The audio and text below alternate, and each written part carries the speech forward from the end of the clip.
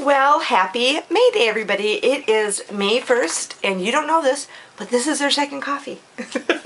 I'm not even going to tell you what I did, but I did it. We're going to have coffee again. That's right, I haven't had much coffee this morning. So it is May 1st, and if you are a traditionalist and older, I guess, like me, you might remember back in the day when you used to have May baskets, or pick May baskets, I should say. And what you would do is, for you guys who do not know, in the 1st of May, you'd go out and make little May baskets, and we'd always make little construction paper woven, like little teeny baskets with a paper handle, you know, and then we'd go pick up whatever flowers, and sometimes if you couldn't find decent flowers, maybe a basket full of dandelions, and you'd go to some of the older neighbor ladies in the neighborhood, and then you'd make this cute little basket. Sometimes mom might give you a little piece of candy to stick in there too, and then you'd knock on the door and leave the basket, and they'd run off and hide so that they couldn't see who it was and stuff. I'm sure they could figure out who it was, because I'm sure there was a lot of us in this little town called Rock Island that we grew up in. I think it was unincorporated, but I think there must have been maybe a total of maybe 50 to 100 people who lived there.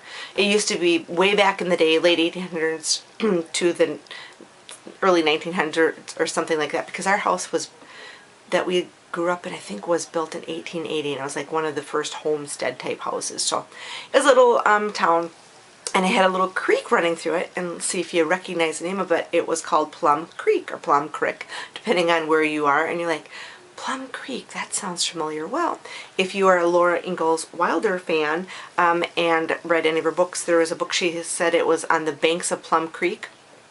That was the same creek. It had, the creek started up in the hills as a little springs and trickled down, so just the very beginning of the creek was in my backyard. Sometimes it might have been right in the back, but sometimes it was routed so it was like maybe a few hundred or maybe 300. I suppose the length, the Plum Creek, when we had a little tributary behind our house for a few years, but otherwise it probably would have been like how many feet ever this is, a football field length from where our house was to where the Plum Creek was. And we'd go down there and play, and sometimes in the winter beavers would dam up the water so you could have a little ice skating rink, and that flowed down through down to Plum City and on and so forth and so what. So forth and so on and whatever. And then in a little town called Pepin, they have the Laura Ingalls Wilder, what would you call it? Not memorial, but little touristy stop. And then I think they have maybe original homestead or reproduction of it, but not where it originally was placed. And the house wasn't near where we were. It was closer down towards past Plum City. And I don't think they lived there, because they were pretty mobile people. They were all over the place, the Wilder family. Not Wilder, Laura Ingalls Wilder was her maiden name. So that's where I grew up, was in this little teeny town. And back in the day, it had a schoolhouse and a general store, and then I think it had a not like a livery, is that how you say that? Livery, where they did like horseshoes and stuff like that, and some metalworks type of stuff. And there was a boarding house, and there was a hotel, and so it was a nice little sized town back in the day. And there, back in Plum Creek, they also did find like little flakes. You could go back there and find little teeny flakes of gold, but it would never ever be enough in a bazillion years to ever like pan to make anything. You might get a little gold fleck every once in a while or something, but that would be about it. So that's what we did for May Day. So happy May Day, everybody. And if you didn't get your May basket, go make your own May basket. If you go out in your yard, there's little teeny violets popping up all over, dandelions in a pinch, I guess, but there's little violets popping up all over and stuff. So, and before I get rolling, before I talk too much, like I've already had this morning, but you don't know it, I want to thank Cindy for this lovely, lovely card she sent me. A little thank you note. She just did a little visit with me, and I just love it. Hope you got it. I got it so you can see it. But what I love about this card is not only the teapot and the pretty teacups, which remind me of a grandma bean, but the bouquet in the on the card is I have the best grammar sometimes. Pansies, and my grandma bean always had tons and tons and gorgeous flower bed and just flowers and flowers. She would work out diligently work out. She had a big vegetable garden, and she canned, and you know, she did work outside the house when need be, depending on what the financial situations are. But Grandma was just always canning and freezing and working in the garden, and you always, if you went visit, you're pulling weeds and stuff. But she always had tons and tons of pansies. She loved those. And then also what were they called? Black-eyed Susans, and they were the ones that kind of look like daisies, and they're probably in the daisy family. And the center was great, big and black and fuzzy. And she always had those. Those are flowers that I always remember of my grandma. And of course, also, it's on my shirt today, which you probably can't see. And I've got my work shirt on today. I know, I'm up and going. I've been doing a lot of stuff today. Where she lived in Minnesota, she had one little spot and she had it protected so nobody would step on them ever, but lady slippers. Mom said she can remember growing up, there'd be field of lady slippers. I mean, lady slippers weren't endangered, but now it is the Minnesota state flower, for you who do not know that, and it is endangered and is a protected flower, so you best not be picking up any lady slippers like my mom did when she was a girl. So she always had those, and she always had little, and we called them Johnny Jump Ups. I'm not quite sure if that's the correct name for them, but they look like miniature pansies, and they usually were purple, and the insides were kind of yellow, or there could be yellow ones too. But those are flowers that always remind me of my grandma. So I like to say, I got on that tangent. Thank you very much, Cindy, for the lovely, lovely card. And I just love getting cards with old pictures on it because it always triggers some kind of memory for you and stuff. So I really appreciate that. That was so nice that she mailed that for me. To me. Okay, so what else is going on? Well, I always sit down for coffee with you guys and think, oh, you know, they probably get bored stiff because what am I talking about half the time, right? But people always used to come over to everybody's house all the time and have coffee all the time. Everybody found something to talk about, right? Well, I have my vintage little 19-foot camper over here. My husband brought it over this morning. I am so happy and excited about that. I am not going to go out and look at it and go through it because I do not have the time today.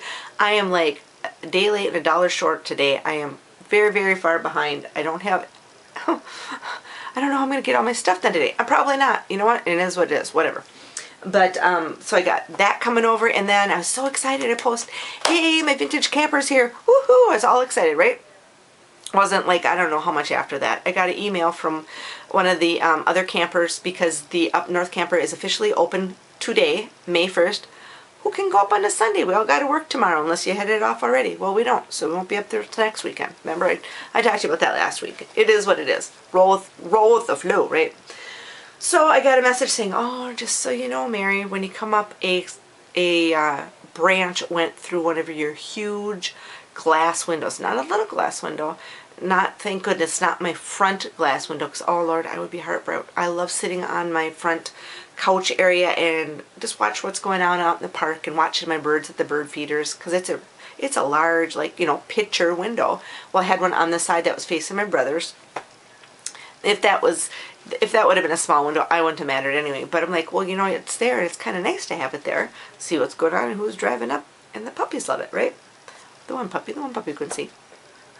So they sent me a picture. I'm like, I thought, gosh, is there any trees around there? I don't even remember any trees or branches or where did that come from and how did it get there? And I just thought, I hope that it wasn't a vandalism thing.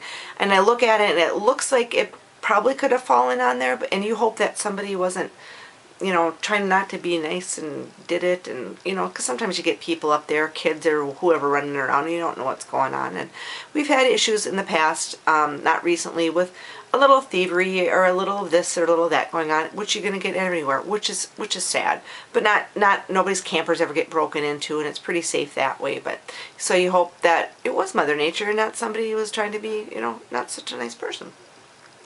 So I was all upset because I was all gung-ho 1 minute about my camper, and then I get those and I'm like, I am not going to put $300 into my vintage camper, which the camper is not worth $300, and we think it's closing up this year, but I don't want a great big piece of plastic because that really wouldn't be enough to keep out the elements.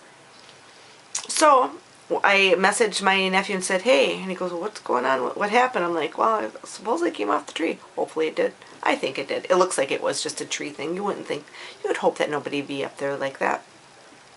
And branches can come flying, because there's lots of old dead trees up there, so it could have come flying, or it could have come hit my brother's camper and flew, pinged across to mine. Who knows? So he goes, hey, you know what? Where I work, he goes, we have a lot of scrap plexiglass. Is it acrylic? Plexiglass? So he goes, get me the measurements, and I'll see, even if we have to stick 2 or 3, you know, get all the glass out, and there's like a little lip. And plexiglass you can bend. So we could get the old glass out, clear that out. Oh Lord, watch that, because I don't want anybody to get lacerated. You know, you're doing stuff like that with glass, then all of a sudden someone's got a great big, and I've done that enough to I'm accident prone. So he goes, we'll clear that out, and he goes, if we even have to put 2 or 3 different sheets in there and have to whatever, it'll be better than what's there, which will be nothing. There's no window. And Juanita and Kevin, some of the neighbors that have a permanent that they own up there, said they would come over and plastic and tape it up till we got there, which was very, very, very nice, and I greatly appreciate that. So, well, the deal that the thing is, we're going to get up the next Friday night, and we only got X amount of sunlight to get things done and get things going, but it's nice when you get the heads up at least so you can be organized, right? You might not get it all measured and stuff, but at least we got time to get all the glass picked up. I'll bring the shop back up with me, get it all cleaned up, and you know, it is what it is. What are you going to do? Get upset about it? Yeah, I guess you're going to get upset about it. You might say some nice sailor swear words in there too and grump about it, but it is what it is. So, vintage campers here. Awesome. Beautiful May Day, and it is a little bit cool out, but it's beautiful and sunny out. It's starting to get a little bit overcast, but it's still pretty sunny out, and I will take any amount of sun, as small as it may be. And for puppies today, my older puppy, Lily, is diabetic, which I probably have mentioned several times to you before.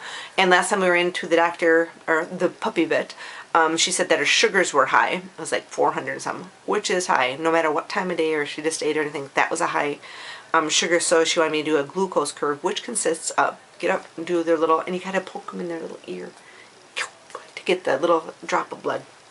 And her do a fasting, and then you give them their insulin, have their breakfast, and then you try to check it like about every 2 hours throughout the day, and then before dinner, then after dinner, and at bedtime, so they can see what her blood sugars are doing out throughout the day.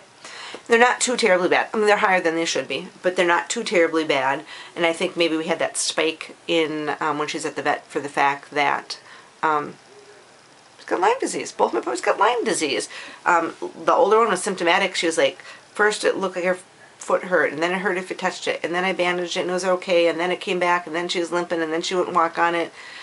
And then if you got these things, and is it injury? Did she break it? No. And my other dog had Lyme disease a few years back, and she started out with a little limp, and then her leg was sore, and all of a sudden she couldn't walk on it, and pretty soon she wouldn't even walk, period. And it was Lyme disease. That Lyme disease is just nasty, and we probably get, I don't know how many to the clinic, humans, per year that get it, you know, so I'm sure the dog, sorry about that, my battery died, which it does because I talk so much. So, my puppies had Lyme, but they got all better. They just go through a treatment, I think it's about a month, treatment of antibiotics, and they're just fine and no ill side effects or anything, so they're doing good. And so that's kind of what I'm doing. My little camper's over, and she's going to sit out there. I'm not touching her. And then I'm starting to pack up everything for my up north camper, because I got to take all the linens and beddings, and you know, you clean that out, you gut it all out, and take all your condiments and supplies and everything. So I got to get all of that ready to roll and packed and organized. So I'll work on that this week, and then I'll go up Friday night. We'll figure out what we're going to do with the window, get that fixed, and then we'll do the heavy duty. Let's get rolling with the rest of the camper and get that all set for the season. And then I'll probably go up Mother's Day weekend, and probably maybe the rest of the weekends in the month of May. My puppies are hanging here. One's in a little nest, and then Lily's standing there like, oh Mom, are you gonna poke my ear again? Pretty soon, it's almost time. So do that, and then somehow, somewhere in there, I might skip one weekend to get my little vintage camper. But I got plenty of time. We won't be taking her out until the camper rally on Father's Day weekend in June. So I have lots and lots of time to get her rolling. So I'm not going to stress myself out, but I do like to get it all going and then kind of put some of the outside lights in the evening during the week.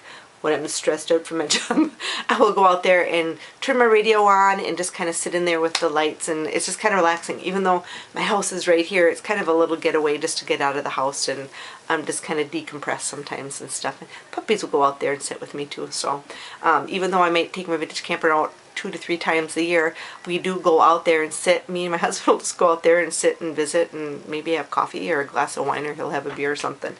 So we use her more than just that. We kind of use it for a little extension of our house, but kind of feels like a little getaway.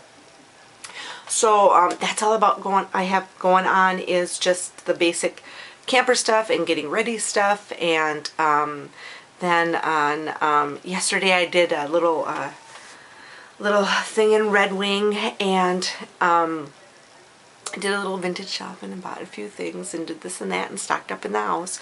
And so it's kind of a light little coffee for me this morning, because I just kind of got normal life stuff going on and getting ready for everything that's coming up and whatnot, and that's about it.